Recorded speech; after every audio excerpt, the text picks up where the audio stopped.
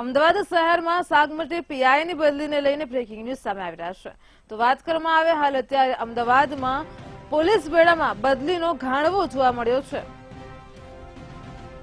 તો જેને પગલે અમદાવાદ શહેરના 28 પીઆઈની સાગમતી બદલીને લઈને બ્રેકિંગ ન્યૂઝ સામે આવી રહ્યા છે, જેમાં વિશેષ શાખા પીઆઈ જીઆર ગઢવીની વલસાડ ખાતે બદલીને લઈને વિગતો સામે આવી રહી છે। તો એરપોર્ટ પીઆઈ આર દેસાઈની સાબરકાંઠા બદલી, આ સાથે જ SG2 ટ્રાફિકના પીઆઈ વીબી દેસાઈની ગાંધીનગર ખાતે બદલી કરવામાં આવી રહી છે। તો હાલ અત્યારે ક્રાઇમ પીઆઈ FB પઠાણની CID ક્રાઇમમાં બદલીને લઈને વિગતો સામે આવી રહી છે।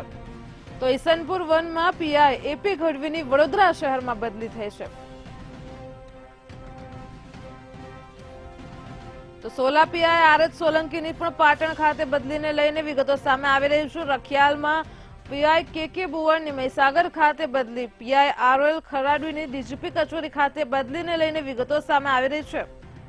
તો હાલ અત્યારે અમદાવાદ શહેરમાં વાત કરવામાં આવે તો 28 અધિકારીઓની બદલીને લઈને સમાચાર સામે આવી રહ્યા છે, જેમાં રિવરફ્રન્ટ પીઆઈની પણ બદલી કરવામાં આવી છે। વિશેષ શાખાના પીઆઈ DD ગોહિલની સ્ટેટ કંટ્રોલમાં બદલી કરવામાં આવી છે। તો કે ટ્રાફિક પીઆઈ JB અગ્રવાલની પણ વાત કરવામાં આવે તો બદલીને લઈને સમાચારો સામે આવી રહ્યા છે। સરખેજ પીઆઈ MM સોલંકીની ACB ખાતે બદલી કરવામાં આવી છે।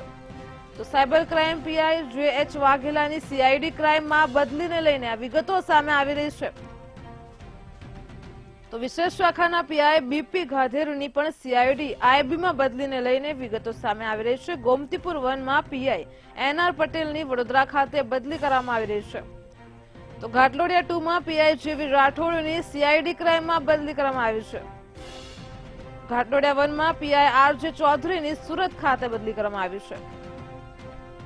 તો ટ્રાફિક વહીવટના પીઆઈ AJ માંડવની વડોદરા ખાતે બદલી કરવામાં આવી રહી છે, જેને લઈને સમાચારો સામે આવી રહ્યા છે। હાલ તો અત્યારે અધિકારીઓની બદલીને લઈને મોટી વિગતો સામે આવી રહી છે। વિશેષ શાખાના પીઆઈ AS રોયની CID ક્રાઇમમાં બદલી, આનંદનગર પીઆઈ VM દેસાઈની સુરત ખાતે બદલી।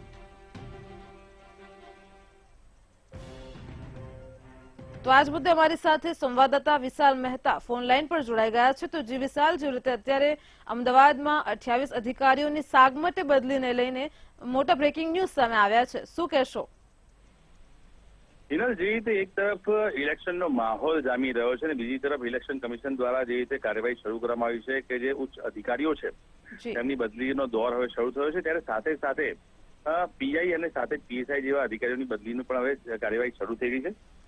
જેમાં જે પીઆઈની બદલીની વાત કરવામાં આવે તો અમદાવાદમાં ખાસ વાત કરીએ તો અમદાવાદની અંદર 28 જેટલા પીઆઈની સાગમટે બદલી કરવામાં આવી છે। એટલે એક સાથે 28 પીઆઈઓને અમદાવાદની બહાર પોસ્ટિંગ આપવામાં આવે છે। એમાં ખાસ કરીને વાત કરીએ જે મહત્વના જે પીઆઈ છે તેની અંદર અમદાવાદ ક્રાઇમ બ્રાન્ચના FB પઠાણ સાહેબ છે, તેમની ક્રાઇમ બ્રાન્ચથી બદલી કરવામાં આવી છે અને CID ક્રાઇમમાં મૂકવામાં આવે છે। ઈસનપુરના સિનિયર પીઆઈ છે AP ગઢવી, તેમને વડોદરા શહેરમાં મૂકવામાં આવે છે। સોલાના પીઆઈ RH સોલંકી છે, તેમને પાટણ ખાતે મૂકવામાં આવે છે। રખિયાલના પીઆઈ KK બુવાલને મહીસાગર ખાતે મુકાયા છે।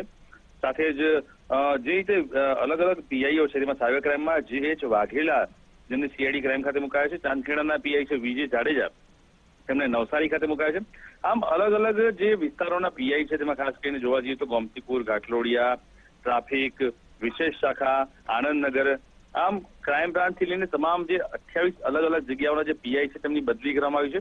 જેમાંથી મોટાભાગના જે પીઆઈઓ છે તેમનો જે ટેન્યોર છે એટલે કે કાર્યકાળનો સમય છે અમદાવાદનો, જે અમદાવાદનો સમય જે છે જે ઓવર થઈ ગયો હતો, એટલે કે 2.5 વર્ષથી વધારેનો સમય તે ધરાવતા હતા અને એટલે જ ઇલેક્શન રિગાર્ડિંગ તેમની બદલીના આદેશ કરવામાં આવ્યો છે। સાથે જ ના માત્ર અમદાવાદ પરંતુ સમગ્ર ગુજરાતમાંથી અલગ અલગ શહેરોમાંથી બદલીના આદેશ થયા છે। એટલે કે કહી શકાય કે જે રીતે લોકસભા ઇલેક્શન નજીક આવી રહ્યું છે ત્યારે તેને ધ્યાનમાં રાખીને હવે ઇલેક્શન કમિશન અને સરકાર દ્વારા તેનું કાઉન્ટડાઉન શરૂ કરી દેવામાં આવ્યું છે અને એના ભાગરૂપે જ આ તમામ બદલીઓના આદેશ થયા છે। જી વિશાલ, સમગ્ર માહિતી બદલ આભાર। તો હાલ આપણે જેવી રીતે બ્રેકિંગ ન્યૂઝ સાંભળ્યા કે હાલ તો અમદાવાદમાં જેવી રીતે પોલીસ બેડામાં બદલીને લઈને ઘાણવો જોવા મળ્યો છે, જેમાં પીઆઈ અને PSIની બદલીને લઈને આદેશ આપવામાં આવ્યા છે। લોકસભાની ચૂંટણીને લઈને ઇલેક્શન કમિટી દ્વારા નિર્ણય લેવામાં આવી રહ્યો છે।